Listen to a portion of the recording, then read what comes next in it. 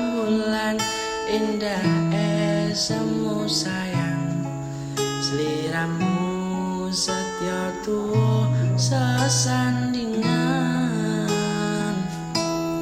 ning kene aku dewian nunggu sliramu kang tak sayang ra krasa jebul daden wis pisahan kepetuk ning seniman nuwuhke rasa katresnan elinge semu gawe bibuhe rasaku.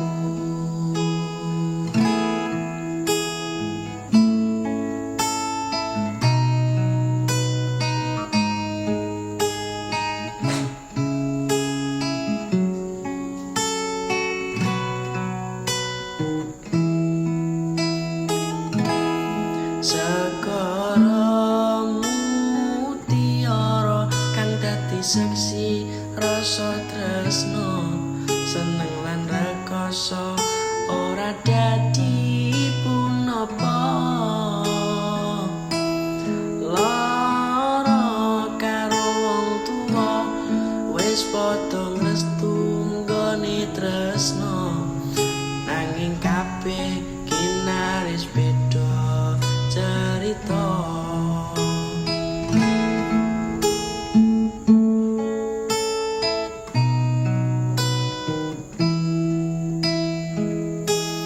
cemara mangkulana rasa tresno kanthi setya lelaga matirta tulung tresno saksenana